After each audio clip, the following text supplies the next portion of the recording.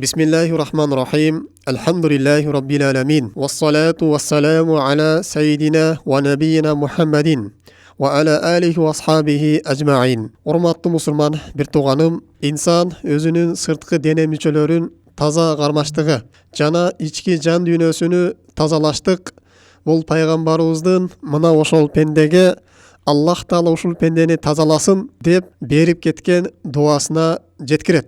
Abdullah ibn Umar radıyallahu anhuma'dan gelgen hadiste anna Rasulullah sallallahu aleyhi ve sellem qala Allah'ın elçisi Paygamberi sallallahu aleyhi ve sellem tömöndögüçe aytat: "Tahhiru hazihil ecsada." Bul deneňerdi tazalagla, taza garmagla. Tahharakumullah. Allah Taala sizlerdi tazalasın. Fe innehu leyse abidin yabitu tahiran. Qaysı bir pende jatar aldın darat menen jata turgan bolsa, illa bata ma'hu malakun fi shi'arihi.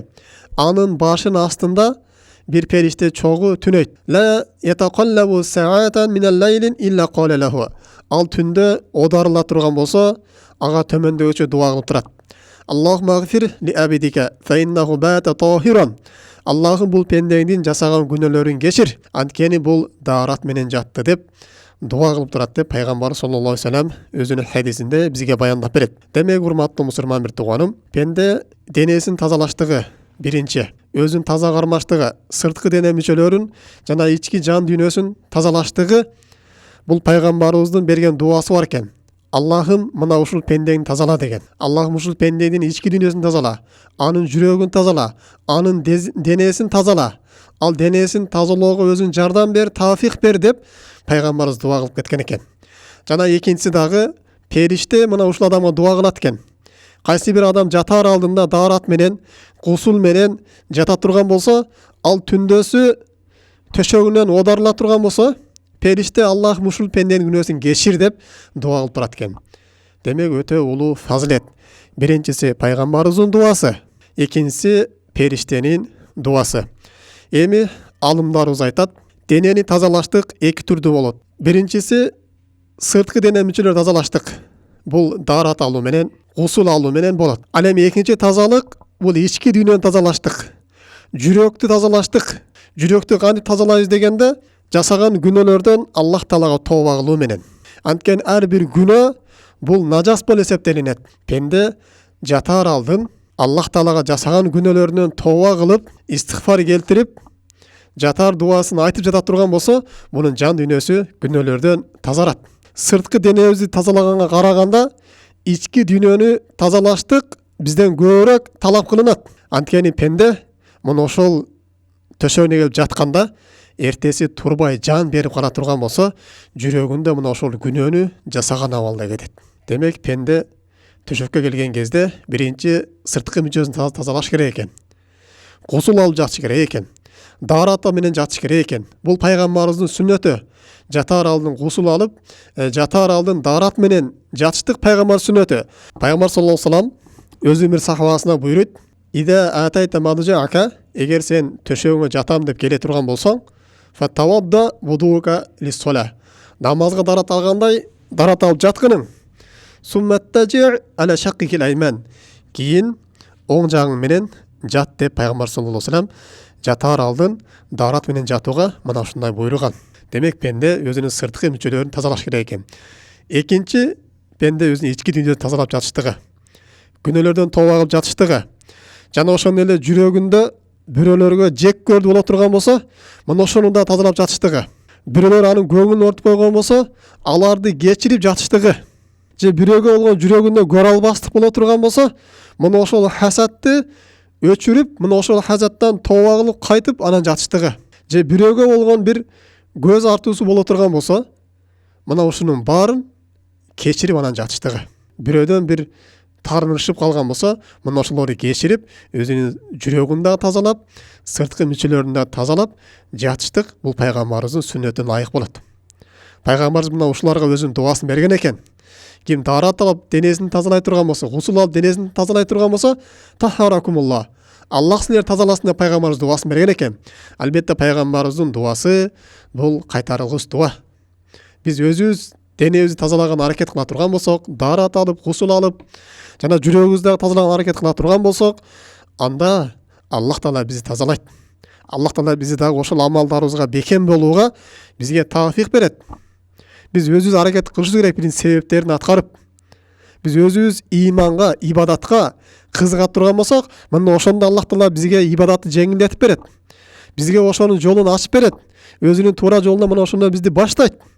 А биз өзүбүз жүрөктө мына ошол ибадат кылууну каалабай турган болсок, биз өзүбүз кадам таштап аракет кылбай турган болсок, себептерин кылбай турган болсок, анда Аллах Таала бизге кайра дагы ибадаттарды оордоштуруп кое берет. Биз мындан алыс болушубуз керек. Дагы урматтуу мусулман бир тууганым, бул жатар кезде даарат менен жатыштык, жана жүрөктөрү тазалап жатыштык. Бул инсандын бейишке кирүүсүнө себепкер болот. Пайгамбар саллаллаху алейхи вассалам доорунда пайгамбарыбыз өз сахабаларында төмөндөгүчө айтат. Анас ибн Маликтен келген хадисте айтат, биз пайгамбар саллаллаху алейхи вассалам бир күнү мешитте отурат элек дейт. Ошондо пайгамбарыбыз айтты: "Ятталиу алейкум ана раджулун мин ахлил жанна." Азыр бул эшиктен силерге бейиш элинен болгон бир адам кирип келет деди. Фатала раджулун минан ансор. Ансорлордон болгон бир сахаба кирип келди. Тантофу лихиятаху мин вудуихи. Дарат алгандыктан анын сакалынан тамчылап түшүп турат эле дейт. Код тааллака алейхи фи ядихи шимал. Жана сол колуна эки масысын илип алган болчу дейт. Мына ушундай бир жөнөкөй киши кирип келди дейт. Эртеси болгон күнү дагы пайгамбар саллаллаху алейхи вассалам жанагы эле сөздү кайталады. Жанагы эле киши кирип келди дейт.